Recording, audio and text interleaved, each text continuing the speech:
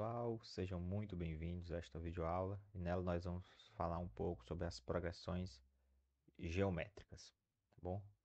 Então, uma progressão geométrica, ela é uma sequência na qual é constante o quociente da divisão de cada termo pelo termo anterior, certo? Então, diferentemente da PA, né, na PA nós tínhamos, era constante a diferença entre um termo e o termo anterior, né? Agora, a progressão geométrica é o quociente, que é constante. Então, esse quociente também é chamado de razão, e aqui nós vamos denotar, né, será representado pela letra Q, certo? Q de quociente. Então, nós temos aqui alguns exemplos, tá certo? Então, esse primeiro exemplo, né, posso verificar que é uma PG cuja razão é 2, tá certo? E tem infinitos termos, né? Nesse segundo aqui, eu também observo que se eu dividir, né, um termo pelo seu anterior, eu vou obter uma PG de razão menos um terço. E também tem infinitos termos, né?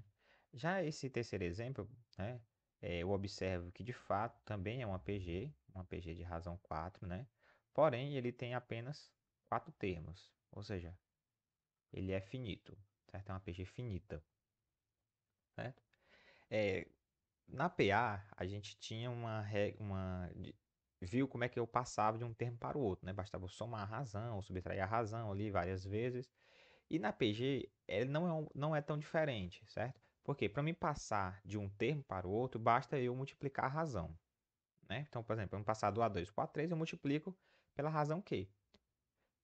Então, para me passar, por exemplo, do A2 para o A5, eu multiplico a razão 3 vezes. Então, multiplico razão vezes razão vezes razão, certo? E assim sucessivamente. Então, da mesma maneira que a gente deduziu a fórmula geral, né, sem tantas contas, né, na verdade, tendo a intuição, né, como pano de fundo, né, na PG também.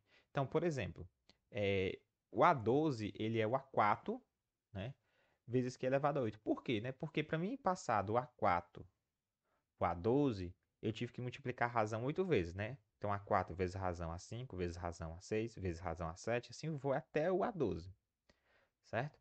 Do mesmo modo, para me avançar, eu posso também retroceder. Só que para eu retroceder, né, eu tenho que voltar. E aí, a operação inversa, né, da multiplicação é a divisão. Então, eu tenho que retroceder, eu tenho que dividir pela razão. Então, por exemplo, o A17, ele é o A4 dividido pela razão 13 vezes. Por quê? Para mim passar do A4 para o A17, eu tenho que retroceder 13 termos, tá certo? E aí eu reescrevo essa divisão, né, Q elevado a 13, como Q elevado a menos 13. Por quê? Porque aí eu observo que, de maneira geral, né, eu tenho a seguinte expressão, né? O AN é qualquer termo vezes o índice N menos P, certo? Ou seja, por exemplo, aqui, né? 4 menos 17 menos 13, certo? Por quê? Porque aqui, se o P for menor que N, então eu estou avançando, né? Eu estou saindo do P e estou avançando até o Q. Qual a quantidade de vezes? A quantidade de vezes que está faltando para chegar no N. Se o P for maior que N, eu estou voltando, certo? Então, de maneira geral, se eu botar o P igual a 1, eu tenho essa fórmula aqui, né, que é conhecida como termo geral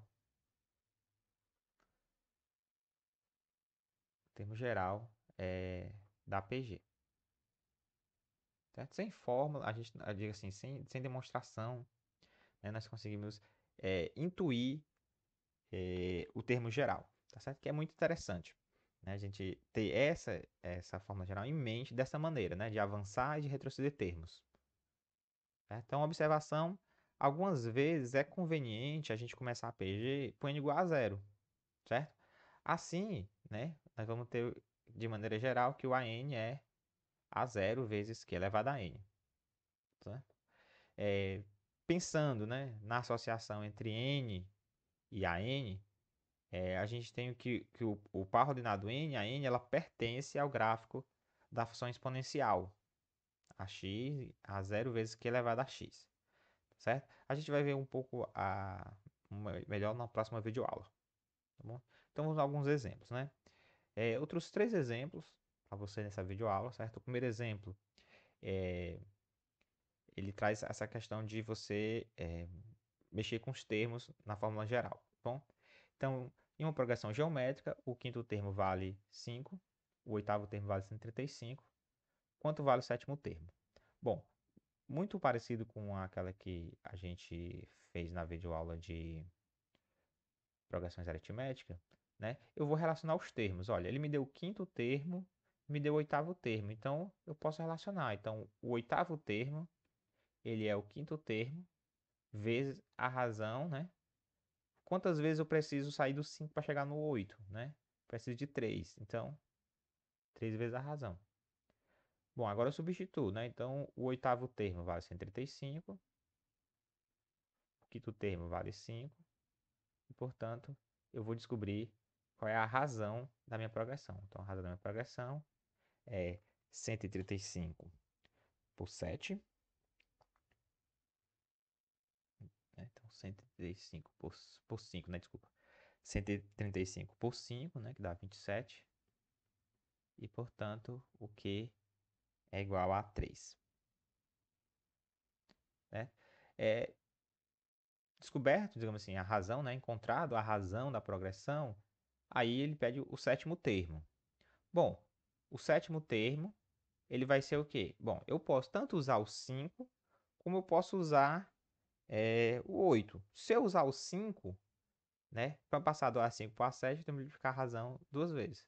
Se eu usar o 8, eu vou retroceder um termo, né? Então, eu posso, por exemplo, vou usar aqui o A8. Então, o A5 é o A8 vezes Q a menos 1.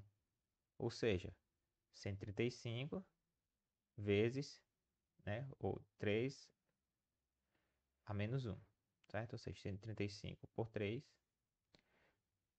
tá bom? Que é igual a 45. Pronto, então esse é o sétimo termo.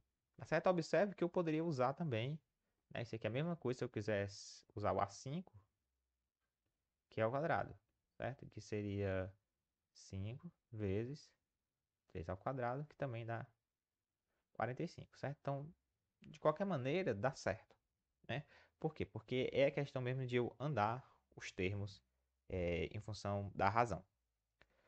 O segundo exemplo, né, é uma PG, né? Eu tenho uma PG de 6 termos e razão 2. Aí ele me diz que a diferença entre os últimos termos é 48. Certo? Aí ele pergunta qual é o primeiro termo dessa PG. Bom, se eu tenho apenas 6 termos, já não ajuda, né? Então vamos lá. A diferença entre os últimos termos, né, o A6 menos o A5, ele diz que é 48. Bom, ele deu a razão, falta a gente encontrar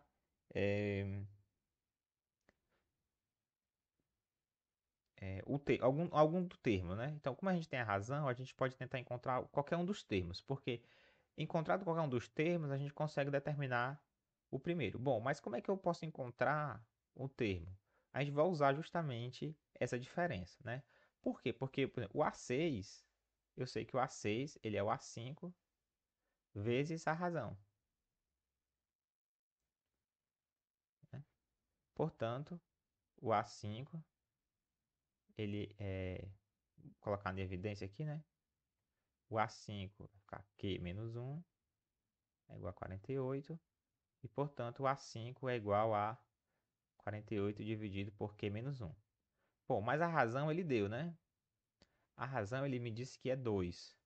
Portanto, vai ficar 2 menos 1, que é 48. Então, nós acabamos de descobrir o A5. Bom, descoberto o A5, né? Então, quem é o primeiro termo?